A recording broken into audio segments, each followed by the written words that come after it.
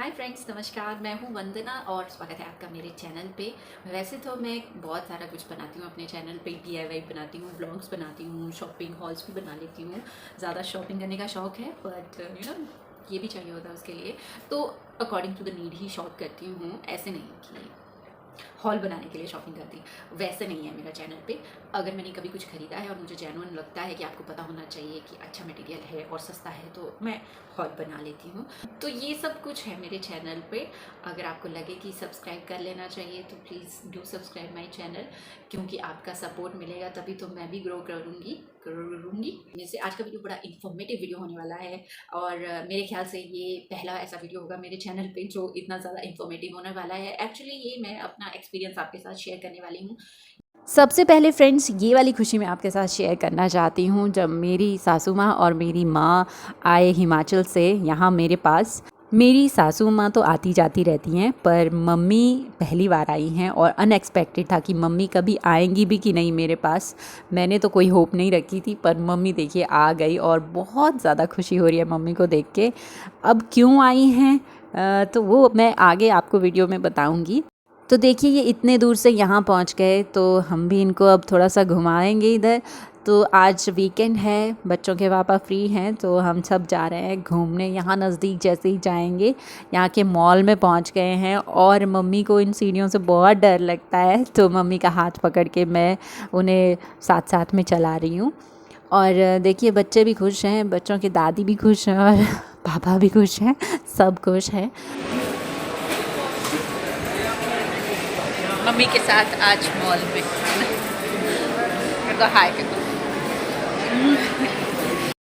तो यहाँ हमने लंच किया और उसके बाद बस बच्चों की डिमांड पे आ गए हैं उन्हें थोड़ा सा इंजॉयमेंट करवाने। तो आज का दिन ही था इंजॉयमेंट का, फिर आगे वीकडेज स्टार्ट हो जाएंगे, तो उसके बाद जिस काम के लिए आए हैं मम्मी तो वो करेंगे। तो फ्रेंड्स, आज की वीडियो का जो एक्सपीरियंस है वो एक्सपीरियंस अगर मैं बताऊं बहुत साल पहले से स्टार्ट हो गया है, 2014 से।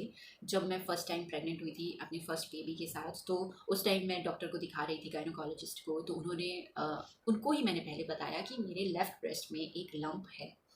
अपोलो में चेक करवा रही थी गायनोकोलॉजिस्ट के पास, और उन्होंने दूसरे अपोलो जो कैंसर से रिलेटेड जो ट्रीटमेंट करते हैं वहाँ उन्होंने मुझे भेज दिया, और वहाँ जाके मैंने टेस्ट करवाया। पहले तो स्क्रीनिंग ही हुई जो अल्ट्रासाउंड पे होता है, जैसे अल्ट्रासाउंड पे उन्होंने चेक किया, उन्होंने अल्ट्रासाउंड लिया तो उन्होंने कहा यस ये बहुत बड़ा है, आपको इसकी बायोप्सी करा लेनी चाहिए। तो जब आप अल्ट्रासाउंड करते हैं तो आपको उसका साइज़ पता लग जाता है, और ये पता नहीं चलता है कि आखिर वो किस चीज़ से बना है, वो कैंसरस है या नहीं है, वो डेंजरस है कि नहीं। मतलब जैसे मैं अपनी लैंग्वेज में बताऊँ तो हमारे दिमाग में यही होता है कि ये कैंसर तो नहीं बन गया है, बस आपको ये पता होना चाहिए कि अरे कैंसर तो नहीं बन गया है। और डॉक्टर्स को भी यही टेंशन होती है कि कैंसरस ट्यूमर ना हो। वो ट्यूमर ही होता है, जहाँ तक मैंने अपनी नॉलेज गेन की है अब तक, तो ट्यूमर ही बोलते हैं उसको। बट एक होता है बिनाइन ट्यूमर जो डेंजरस नहीं होता है, एक होता है कैंसरस ट्यूमर जो कि डेंजरस होता है, और वो किसी को होना भी नहीं चाहिए, भगवान। तो उस टाइम अल्ट्रासाउंड हुआ और उसका साइज़ पता लगा। उस टाइम उसका साइज़ था 6.7 इंटू 5.4 सेंटीमीटर्स। ये सोच लीजिए कितना होगा, 6 सेंटीमीटर 5 सेंटीमीटर, कुछ कुछ ऐसा ही होगा, इतना बोल सकते होंगे ना, 6'5". ठीक है, आप प्लीज़ गूगल कर लेना। अगर आपको ज़्यादा डीप में जाना है तो आप वहाँ गूगल कर सकते हैं या अपने डॉक्टर से पूछ सकते हैं, जो भी है। But I am not professional, so I can't say it exactly. मैं अपना एक्सपीरियंस शेयर करूँ जो मैंने फील किया है इतने सालों में। और उसके तो 2014 में अल्ट्रासाउंड हुआ और उस टाइम साइज़ का पता चला, तो उन्होंने कहा साइज़ बड़ा है, मतलब ठीक है, सिग्निफिकेंट है, ऐसा नहीं इग्नोर किया जा सकता है, एक दूसरा नहीं था, बड़ा था।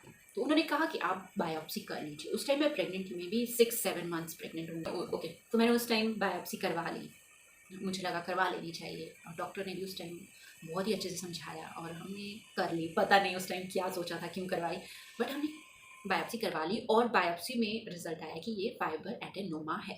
फाइबर एडेनोमा बिनाइन ट्यूमर होता है, कैंसरस ट्यूमर नहीं होता है।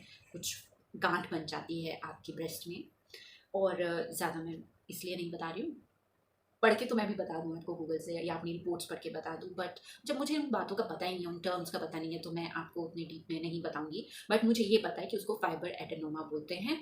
तो डॉक्टर ने कहा कि ये फाइबर एडेनोमा है, आप उसको कैंसरस, वो कैंसरस नहीं है, डेंजरस नहीं है, तो उसको निकलवाना ज़रूरी नहीं है। हमने उस टाइम उसको छोड़ दिया। जब डॉक्टर ने कहा इट्स नॉट डेंजरस, तो हमने छोड़ दिया और हम अपनी प्रेगनेंसी और बच्चे की तरफ ध्यान देना हमने शुरू कर दिया। उसके बाद बच्चा हो गया, उसको पालने लग गए, बड़ा करने लग गए, और वो गांठ, वो लंप उसको भूल गए हम। और मुझे भी इतना ज़्यादा फील नहीं होता, जबकि मैंने ब्रेस्ट फीड किया 1 साल तक अपने बच्चे को, मुझे कुछ फील नहीं हुआ। तो फ्रेंड्स, ऐसा होता है कि जब आप बच्चा डिलीवर करते हैं, ऑब्वियसली आपकी ब्रेस्ट बड़ी हो जाती है, फिर फीड कराते हैं टाइम के साथ, आपका वेट, आपकी ब्रेस्ट सब कम होने लगते हैं। तो वो जो गांठ थी वो उतनी ही थी, मुझे ऐसा फील होता था कि वो उतनी ही है जितनी पहले है, और उसके अंदर कुछ फील नहीं होता था, वो वहाँ थी, बस थी। फिर ऐसे टाइम बीतते बीतते, कितने, बेटी 8 साल की हो गई, 8.5 साल की हो गई, दूसरी बार में प्रेग्नेंट हो गई, वो वाली बेटी भी अब 2 साल की हो गई है। उसको भी मैंने ब्रेस्ट फीड करवाया, नॉर्मल डिलीवरी हुई, कोई मुझे प्रॉब्लम नहीं हुई, और ना ही फिर दूसरी प्रेगनेंसी में किसी ने नहीं पूछा कि द ब्रेस्ट की लम्प, कोई बात नहीं हुई वैसी। तो मैंने भी फिर उसकी तरफ ज़्यादा ध्यान नहीं दिया, जो मेरी गलती थी, मैं एडमिट करती हूँ। आज से 6-7 महीने पहले मुझे ऐसा फील होने लगा कि ये लम्प बढ़ गया है, और दूसरा इसके अंदर कुछ सेंसेशन सी होती थी, मतलब कुछ हो रहा है अंदर, होता है ना कि कोई रिएक्शन हो रहा है और आपको पता लग रहा है, दर्द नहीं बोल सकते हम उसको, कोई पेन नहीं हो रही थी, बट हाँ कुछ सेंसेशन हो रही थी कि कुछ ना कुछ होता है यहाँ कभी कभी। तो मुझे ऐसा लगा कि मुझे इसकी तरफ अब ध्यान दे देना चाहिए। और साइज़ का मुझे कुछ पता नहीं चल रहा था, ये बड़ा हुआ या छोटा हुआ, बट ऐसा फील होता था कि पहले एक गांठ थी और उसके साथ और गांठें, ऐसा लग रहा है जुड़ गई हैं कुछ, या वही गांठ ऐसे से हो गई है, गांठ में गांठ लग गई है, पता नहीं, ऐसा कुछ लग रहा था। और उससे भी मुझे कोई फ़र्क नहीं पड़ रहा था कि गांठ का कुछ नहीं है, उसको तो मैं कितना बड़ा होने देती, बट ये था कि मुझे कुछ सेंसेशन हो रही थी अंदर, कुछ फील हो रहा था कि कुछ अंदर रिएक्शन चला हुआ है, पता नहीं क्या ही एक्सप्लोड होने वाला है कुछ दिनों के बाद, तो ऐसा लग रहा था मुझे। सोचते सोचते बहुत दिन गुजर गए कि करना है, कुछ करना है, चेक करवाना है, करते हैं नहीं, आज कुछ ये, आज ये है, आज वो है, आज मन नहीं है, तो वैसे वैसे कि समर वेकेशंस के बाद जब हम यहाँ आए दिल्ली, तो उसके बाद मुझे मतलब बहुत फील होने लग गया कि कुछ हो रहा है अंदर, कुछ हो रहा है। तो मुझे लगा कि मैंने अपना एक प्रिवेंटिव हेल्थ चेकअप लेना है। तो मुझे ऐसा ही प्रिवेंटिव हेल्थ चेकअप चाहिए था जिसमें मेमोग्राफ हो, क्योंकि मेरा अटेंशन वही था। और दूसरा, मैं डायरेक्ट मेमोग्राफ के लिए जा सकती थी, बट मैंने सोचा कि ये सारे टेस्ट भी करवा लेती हूँ, हो सकता है कुछ और प्रॉब्लम हो, तो प्रिवेंटिव हेल्थ चेकअप होने के बाद उन्होंने आगे मुझे रेडियोलॉजिस्ट के पास ले गए, वो उसी के ही अंडर सब कुछ आ गया, क्योंकि कुछ एबनॉर्मेलिटी जब आती है ना आपकी प्रिवेंटिव हेल्थ चेकअप में, तो वो आपको फिर आगे रेफर करते हैं, फिर वो उसमें नहीं आता है, फिर वो आपको आगे अपना खर्चा अलग से करना पड़ता है। बट रेडियोलॉजिस्ट के पास ले गए, उन्होंने अल्ट्रासाउंड किया, तो वहाँ से उसका साइज़ पता चल गया मुझे, और तो वो 6.7 सेंटीमीटर से 8 सेंटीमीटर हो गया था। तो इसका मतलब क्या था? इसका मतलब यही था कि वो बढ़ रहा है। तो कुछ भी अगर अनवांटेड चीज़ आपकी बॉडी में बढ़ रही है, that is not good at all. So you have to go to the oncologist for further treatment और फर्दर कंसल्टेशन। तो मैं 1 हफ्ते से दूसरे हफ्ते उसको टाल रही थी, फिर मुझे नहीं, मैंने वही है, थोड़ी 3 दिनों के बाद अक्ल आने शुरू होती है कि नहीं अब तो करना ही करना है, कितना टालूंगी, कब तक टालूंगी यार। फिर मैं गई और फिर मैंने ऑन्कोलॉजिस्ट के पास गई, उनके साथ मेरी मीटिंग हुई, और जाते ही उन्होंने बोला ये तो बहुत बड़ा है, ये बढ़ रहा है।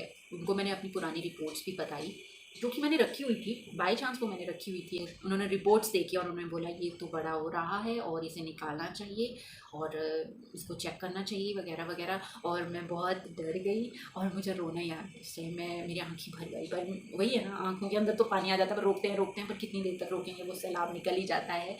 तो उन्होंने बहुत अच्छे से मुझे फिर समझाया, देखो सर्जरी जो होनी है वो 1 दिन की होती है, उसके लिए ज़्यादा आपको डरने की ज़रूरत नहीं है, आपको डिस्चार्ज कर देंगे और वगैरह वगैरह। मुझे पता नहीं क्या ख्याल आ रहा था दिमाग में, और मैं रो ही जा रही थी उस टाइम।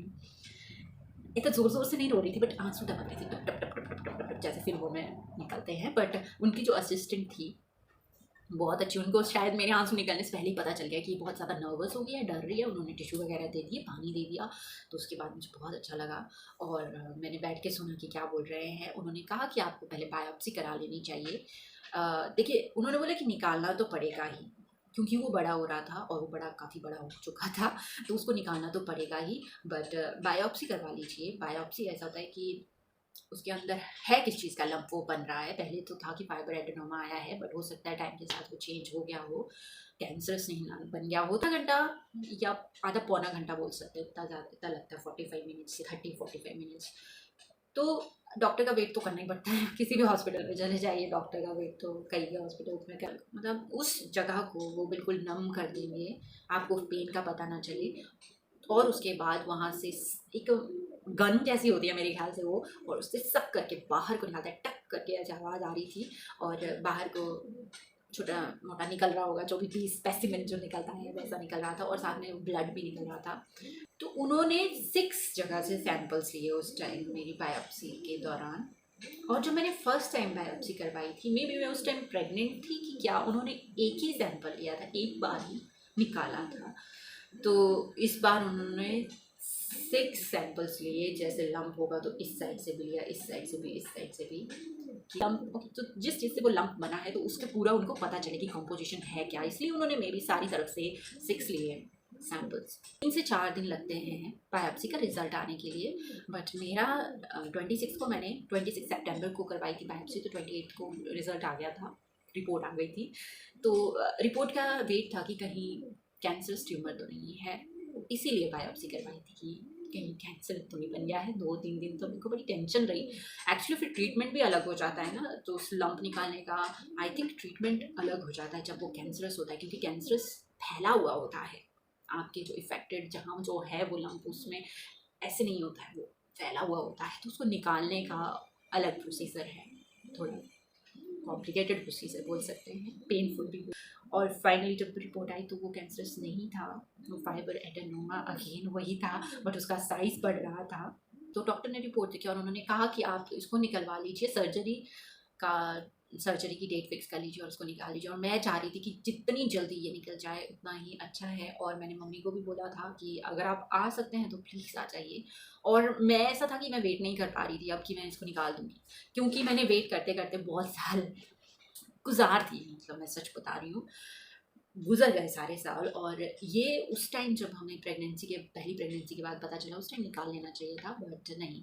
तो मैं चाहती थी कि मैं इसको निकाल दूँ, मेरी सर्जरी जल्दी से जल्दी हो जाए। तो मैंने डॉक्टर से बहुत ही जो नज़दीक वाली डेट थी वो ले ली उनकी, वेडनेसडे, मतलब 4 अक्टूबर की मैंने उनको डेट ली। देखिए बायोप्सी कराने के बाद छुट्टियाँ वगैरह आ गई थी, तो उसके बाद 4 अक्टूबर को मैंने ऑपरेशन का, सर्जरी का डेट रखा। सर्जरी के जाते हैं ना, तो उससे पहले भी कुछ टेस्ट होते हैं, वो करवाने पड़ते हैं, तो उसके लिए भी मुझे जाना पड़ा 1-2 दिन। 3 अक्टूबर तक मैंने सारे टेस्ट करा दिया और 4th में रेडी हो चुकी थी सर्जरी कराने के लिए। डर भी लग रहा था बहुत, बट यही था कि बस सोच लिया था करवाना है, कब तक इसको अपनी बॉडी के अंदर रखूँगी यार। आज अगर कुछ नहीं हुआ है तो मे बी कल कुछ बन जाए, और उस टाइम आपकी एज कम तो नहीं हो रही है, आपकी एज बढ़ रही है और बीमारियाँ भी लग जाती हैं, तो और ज़्यादा कॉम्प्लिकेटेड करने से अच्छा था कि अभी ठीक है, अब पता लगा, जब जागे तब सवेरा, पर अब करवा लो। अब ऐसा नहीं कि सवेरा हो गया फिर से सो गए, तो ऐसा नहीं करना चाहती थी मैं, इसलिए सर्जरी जब जाए थे तो बहुत डर लग रहा था।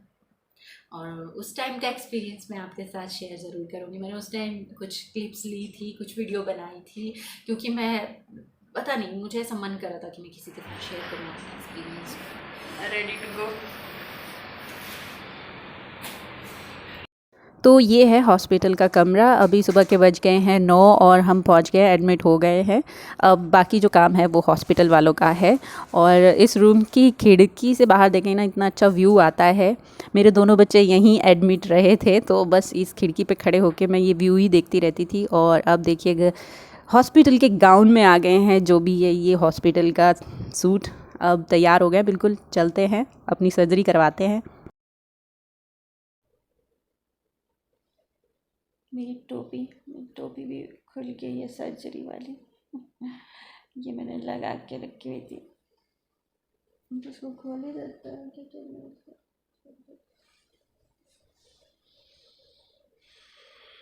तो सर्जरी अच्छे से हो गई है, शाम भी हो गई, सुबह के 8 बजे के आए हुए हैं हम। और यहाँ से खिड़की से इतना अच्छा व्यू दिखाई देता है बाहर का। अभी शाम हो रही है और सूरज ढलता हुआ दूसरी साइड से दिख रहा है, यहाँ से कैमरे से नहीं दिख रहा है। कल घर चले जाएंगे और बस अच्छे से रिकवरी हो जाए, सब नॉर्मल रहे और बस बैक टू नॉर्मल लाइफ। तो आपसे अपना एक्सपीरियंस शेयर करूँगी बाद में कैसा रहा। बट हाँ, सर्जरी के टाइम तो ऑब्वियसली उससे पहले डर ही लगता है कि पता नहीं क्या होगा जब आप फर्स्ट टाइम सर्जरी कराते हैं। बट जब जाते हैं तो आपको एनेस्थीसिया देता है तो कुछ पता ही नहीं चलता है, मतलब मेरे को तो पता ही नहीं चला। मुझे बोला गया कि एनेस्थीसिया दिया जा रहा है और उसके बाद तो मतलब आंखें बंद ही हो गई, और जब खुली तो फिर वापस मैं ओटी से बाहर आ चुकी थी, ऑपरेशन थिएटर से बाहर। और पेन वगैरह तो मुझे कुछ पता नहीं चला। अब पता नहीं आगे पता चलेगा कि नहीं, पर अभी के लिए इतना सा अपडेट है। और बहुत खुश हूँ मैं कि सर्जरी हो गई मेरी, क्योंकि मैंने इतने सालों से पेंडिंग रखा हुआ था ये काम। But now I am happy and satisfied. चलिए मिलूँगी अब बाद में आपसे अच्छी सी हालत में। Bye bye. सर्जरी होने के पिछले दिन से आपको फ़ास्ट रखना होता है। डिनर किया था मैंने और मुझे बहुत भूख लगी थी, ऑपरेशन से पहले भी, अभी बाद में भी। अब शाम को 7 बजे जाके मुझे खाना दिया गया और मुझे इतनी ज़्यादा भूख लग रही है और मतलब बहुत इंजॉय कर रही हूँ खाना। बोलते हैं ना, खाने का टेस्ट तभी अच्छा लगता है, बहुत टेस्टी लगता है जब आपको भूख बहुत लगी होती है। तो बस वही है, चलो मैं खाने पे कॉन्सेंट्रेट करती हूँ। और मैंने बहुत ज़्यादा खाना खाया, मतलब मैं सच बता रही हूँ, बहुत ज़्यादा भूख लगी थी तो जम के खाना खाया। तो आज डिस्चार्ज होना है, घर जाना है, देखते हैं कैसे कैसे रिकवरी होती है। डिस्चार्ज समरी बन रही है, उसके बाद हम चले जाएंगे। बस बोर हो गए, मैं भी लेट लेट के, नींद नहीं आ रही है। बस अब अच्छे से रिकवरी हो जाए। तो ये था फ्रेंड्स लम्प, और इसके बाद इसकी बायोप्सी उन्होंने फिर से की, मतलब उसके ऊपर टेस्ट, क्योंकि वो निकल चुका था, उन्होंने रखा था अपने पास स्पेसिमेन, तो उसका टेस्ट हुआ अगेन, और उसका साइज़ उसके बाद निकला 7.5 × 4 सेंटीमीटर। अप्रॉक्सीमेटली 2 आवर्स लगे उस ऑपरेशन के लिए, और 2 घंटे के बाद मेरी आँखें खुली। तो मैं बाहर थी उसी बेड पे, बड़े वाले बेड पे, और हस्बैंड भी वहीं थे, और सब हो गया सब कुछ हो गया, मुझे पता नहीं चला, और तब भी मुझे दर्द नहीं हो रही थी। ऑनेस्टली मुझे उसके बाद भी कोई दर्द नहीं हुई। उसके बाद ऑब्वियसली पेन किलर्स वगैरह सब देते हैं, जो भी वो करते हैं।